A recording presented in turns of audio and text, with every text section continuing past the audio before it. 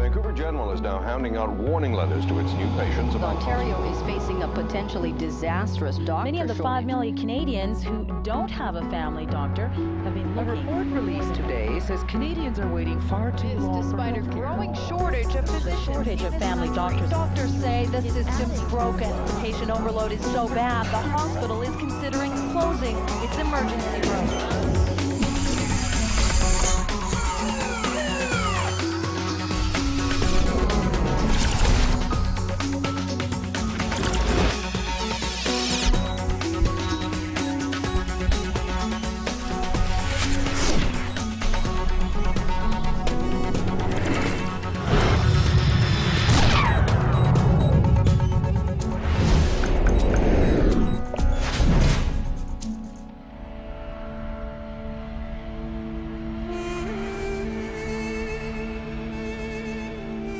In 1998, I left my homeland and I became one of those hundreds of thousands of people who leave their country each year with the hope of making a new home in Canada.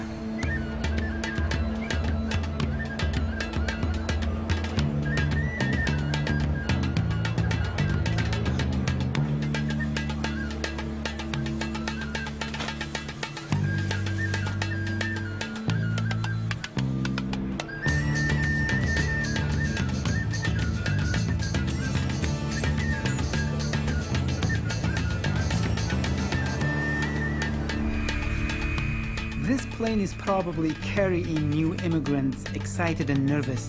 Some may be well educated, some may even be medical doctors.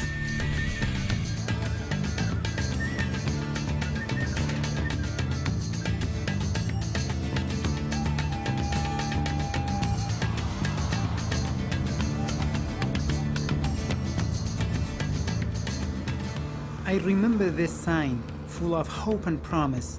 But my new life was not as easy as I thought it would be. I went from being an established journalist in Kurdistan to working at a convenience store. But now, years later, I am back doing what I love, supporting the voices that wouldn't otherwise be heard. Now, I want to tell the story of international medical doctors, or IMDs, for their struggle is great and untold. My name is Parvez Ahmed. I came from Pakistan and I was a family physician there. In Canada, I'm working as a security guard. I patrol every floor of the building and around the building, and usually I do this every hours, and then I sit down in front of the monitor. There are a lot of cameras in the building and I keep watching them, so when I see anything wrong, I go there right away. Tonight is from 4 p.m. till 8 a.m. morning. You work 15 hours. Do you feel lonely? Do you miss your kids? Yeah, sure. Yeah, I feel lonely. I had no option. So this is the only way you can support your family? Yeah, right now it's the only way. Pervez invited me back to his home where I met his wife, Rana, who is also a doctor, and their 2 daughters. How do you feel you can't work as a doctor here? Naturally, I'm not feeling good. We tried to get into the system, but I didn't get actually any hope to get the residency. I think it's not a big deal to get through the exam, but to get the residency is really very, very tough here. Because it's a long queue and you have to wait years and years. Immigrant medical doctors must repeat 2 years of residency in Canada, working under supervision in the medical system. I was shocked to discover that in my home province of British Columbia, there are only 18 of these residencies available each year to foreign-trained medical doctors, and the competition is fierce. With over 600 international doctors in BC alone competing for these spots, the odds of obtaining one of them are next to impossible. Right. How do you feel when you see your father doesn't work as a doctor? I don't know, it's sort of embarrassing because he went from a doctor to a security guard, so I don't feel really good about it, but I can't do anything. So Does your family know that back home, I'm talking about your family back home, do they know that you are working as a security guard here? Actually, I'm not sure. Actually, we don't want to tell them that I'm working here as a security guard because it's really embarrassing for me and for my family too. So when the store owners here, they find out you are a doctor, what they feel? When the people know that I'm a doctor, so they don't, it's strange because it's very common in Canada. There are many professional people doing this type of jobs. Do you like your job as a security guard? As a work, I like it, but initially I'm not satisfied. I'm not feel good doing that because I can do better. I can do better. My knowledge and my experience is wasting. I heard about these stories, but didn't think they were actually true. Qualified doctors willing and able to work. I wanted to learn more about the condition of our healthcare system in Canada. I decided to visit Dr. Clement Williams, who has been practicing medicine for the past 40 years. The doctor shortage, first of all, it's horrific, and it's everybody knows it's coming, but people aren't doing anything about it yet.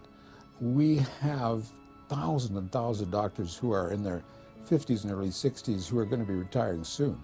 And they're my generation, and our generation work hard, and we're going to be difficult to replace. Yep, that's the patient.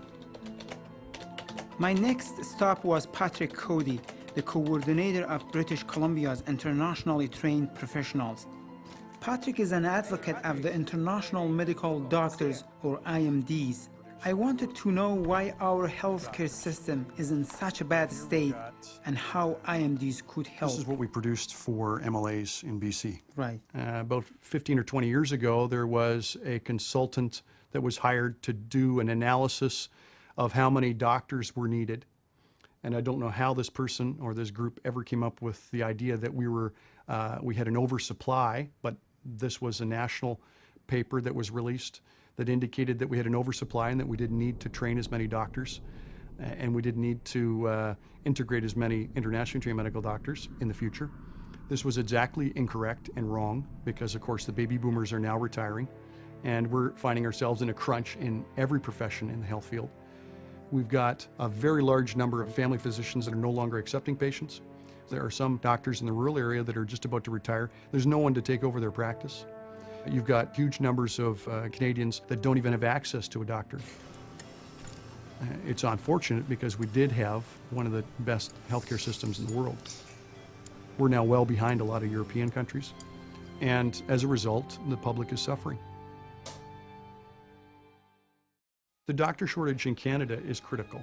If you were to talk to the general public, they'll tell you. You talk to people and they have friends and family that have been dramatically adversely affected or that have died waiting for access. Meet Maureen. She has been trying desperately to see a specialist regarding her deteriorating condition. With each passing day, she loses mobility due in part to a cyst growing in her spine. Desperate for help, she has camped out in emergency rooms to see an appropriate doctor. My current situation is I'm a C4-5 quadriplegic incomplete, which means I have movement below the level of injury, which was at my neck about here at the back. I was very, very active in sports, just did everything to the utmost. I did skydiving and bungee jumping and skiing and was a different life than this. I find it embarrassing the way I move. The delay in seeing the neurosurgeon is affecting my quality of life enormously because I am deteriorating pretty well daily.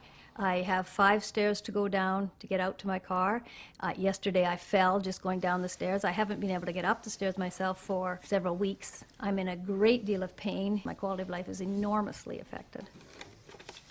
Personally, I think it's outrageous that I should get to this condition where I'm no longer even independent, simply because I can't get to see the doctor that I need to see.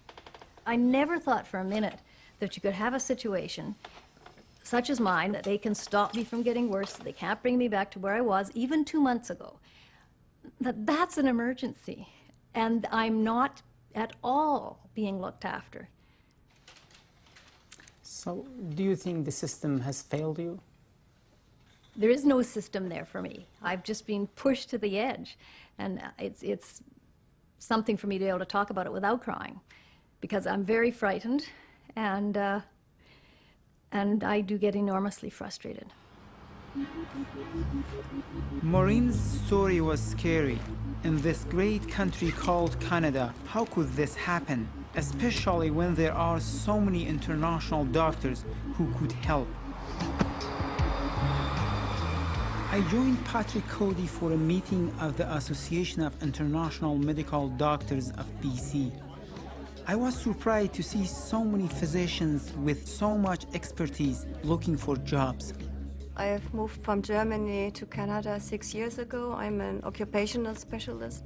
I'm teaching right now in the Okanagan at the massage therapist school. But I would like to get back into my original subject. I came from China about 10 years ago, but I'm not sure whether I can be practice Western medicine again in Canada. And I have some friends that have been passed the exam for 3 and 5 years, and they're still waiting for practicum. Yeah. I came to Canada from Kyrgyzstan. It's a former Soviet Union republic. I came here 2 months ago, and I worked as the sexually transmitted infections doctor. Two months, you said? 2 months ago, yeah. Well, welcome to Canada. My name is Alfredo Tura, and I'm originally from Italy. I emigrated in Canada about 9 years ago. And although Dr. Alfredo Tora is the president of this association, he is no different than any other doctor in this room. He also doesn't have a residency. In fact, he has been trying to get one for a decade. Makes the big difference from the Italian to the North American.